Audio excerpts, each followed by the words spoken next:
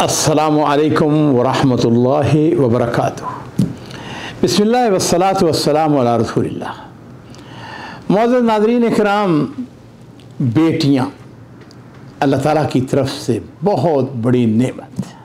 मुझ समेत आप सब ने ये महसूस किया होगा कि बेटियाँ जो हैं वो अपने बाप के साथ गैर मामूली मोहब्बत करती हैं, घर की रौनक होती हैं और उनकी वजह से बाज़ औक़ात अल्लाह ताला अपने फ़ज़ल व करम के खैर की बरक़ात नाज़िल फरमाते हैं। ये वाक़या जो मैं आपको सुनाने वाला हूँ, इस वाक़े के ऊपर मैं चाहूँगा कि हमारे नाज़रीन अपने दिल खोल के अपने कमेंट्स लिखें ताकि हम उससे इस्तिफ़ादा करें और हमें भी ये पता चले कि आपको ये वाक़या कैसा लगा है। सऊदी अरब रियाज़, उसमें एक महल्ले में एक बहुत अमीर आदमी, मिलियनर, अपने गाड़ी में जा रहा था। उसके सामने स्कूल बस रुकती है। उसमें से एक लड़की नीचे उतरी। उसने देखा बड़ी खूबसूरत, लंबे कद की है, मुकम्मल हिजाब किया हुआ है, बड़ी अच्छी लगी। ये शख्स जो है ये खासा बूढ़ा है, तकरीबन इसकी उम्र प्लस माइनस 68, 69, 70 यानी। अब उसने देखा कि किस घर में दाखिल होती है। जिस घर में दाखिल हुई उसने कहा, हाँ ये तो मैं जानने वाला हूँ इस घर को।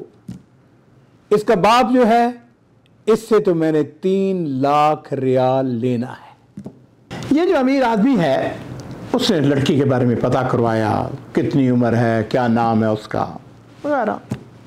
उसके महल्लेदार थे को। उसने उसके बाप को फ़ोन किया, लड़की के वालिद को। अस्सलाम वालेकुम। वालेकुम सलाम। उसने कहा, भाई वो तुम्हें पता है कि तुमने वो मेरा 3 लाख रियाल देना है, वो कब दोगे? उसने कहा, भाई सीधी बात यह है कि मेरे पास पैसे नहीं हैं और मेरे हालात अच्छे नहीं हैं, मुझे कुछ मोहलत दे दो। उसने कहा, कोई बात नहीं, मैं मोहलत दे देता हूँ तुम्हें। कितनी मोहलत चाहिए? उसने जितनी मोहलत मांगी, महीना, 2 महीने, 4 महीने, उसने कहा कोई हर्ज नहीं है।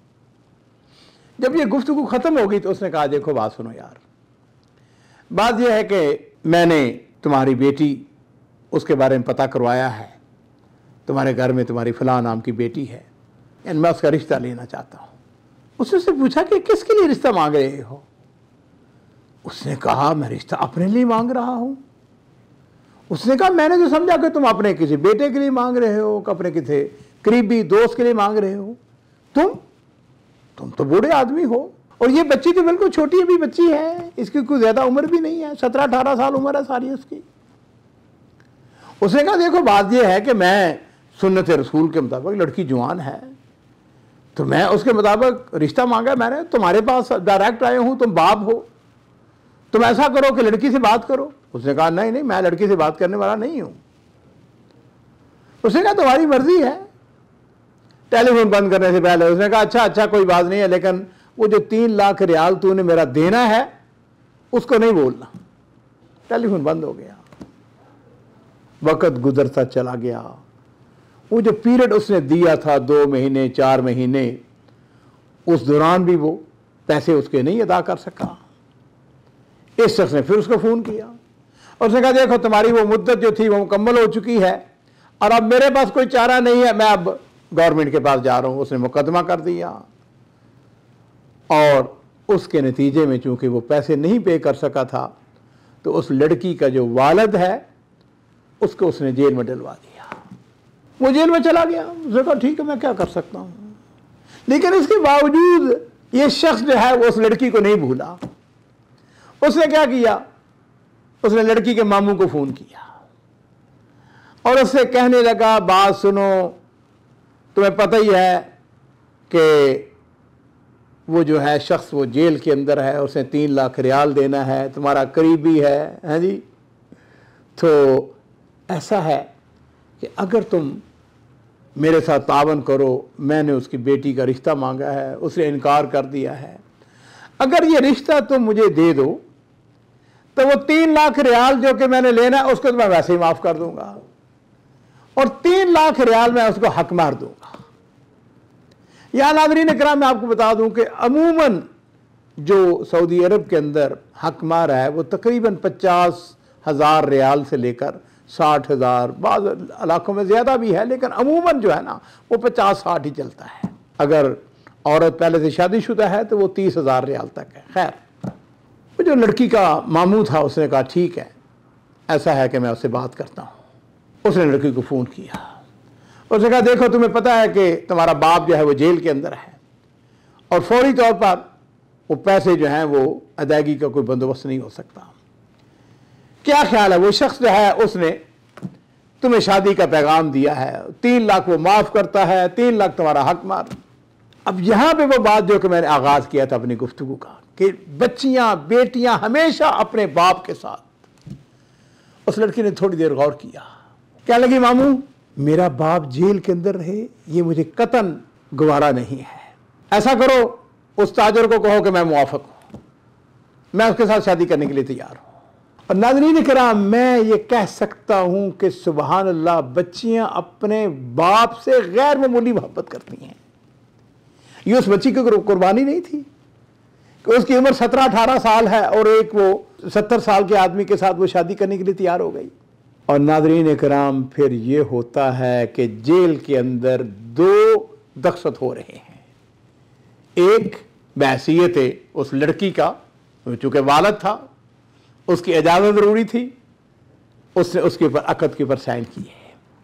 और दूसरा जो है वो उसने 3 लाख उसको माफ़ कर दिया और वो जेल से बाहर आ गया। लो जी, उसने पूछा हाँ जी निकाह हो गया है, शरई तौर पर उसकी बीवी बन चुकी है, लेकिन अभी रुखसती नहीं हुई है। लड़की जो है अपने घर में, अपने वालिद के घर में है। कब शादी होगी उनका जी? 1 महीने के बाद। हाँ जी ठीक है, ज़ाहिर बात है, काम सी बात है, शादी के लिए तैयारी करनी होती है वगैरह वगैरह। उनका जी ठीक है, 1 महीने के बाद रुखसती हो जाएगी। अब नाज़रीन किराम, अगली बात जो है वो सुनने वाली है, और वो ये है कि ये जो ताजर था इसका रियाज से बाहर कोई 100, 150, 200 किलोमीटर दूर उसका प्रोजेक्ट था, बहुत बड़ा, वो चल रहा था। वो उसको देखने के लिए, उसकी इंस्पेक्शन के लिए जाता है और वहाँ पर वो क्रेनें लगी हुई है और सुभान अल्लाह, अल्लाह की कुदरत, वो क्रेन जो है उसका कोई टुकड़ा या कोई हिस्सा या कोई चीज़ जो है उसके ऊपर गिरती है और वहीं उसकी डेथ हो जाती है। अज़म अल्लाह अजरकुम। और नाज़रीन किराम, चूँकि ये उसकी शरी बीवी थी, इसको पता है उसकी विरासत में से कितना हिस्सा मिला? 7 मिलियन रियाल, 70 लाख रियाल जो है वो उसको विरासत में मिलता है। और ये है इस बात का अल्लाह ताला की तरफ से ख़ास इनाम जो उस बच्ची ने अपने वालिद के लिए कुर्बानी थी। अपने घर थी, अपने वालिद के घर थी, अभी कुंवारी थी। और यहाँ ये बात बताने की ज़रूरत नहीं है कि जब उसकी इद्दत ख़त्म होती है तो उसके महल्ले के या उसके जानने वाले, उनके रिश्तेदार, कितने ही नौजवान जो थे वो आगे बढ़ बढ़ के उसका रिश्ता जो है वो लेने की कोशिश कर रहे थे। नाज़रीन इकराम, बेटी की वफ़ा, उसके हवाले से आपके कमेंट्स, मैं उनका इंतज़ार करूँगा। और उसके साथ ही मैं चाहूँगा कि हमारा ये जो चैनल है इसको सब्सक्राइब करें और इंशाअल्लाह इस किस्म के अखलाकी अच्छे अच्छे वाक़यात जो हैं वो आपकी खिदमत में पेश करते रहेंगे।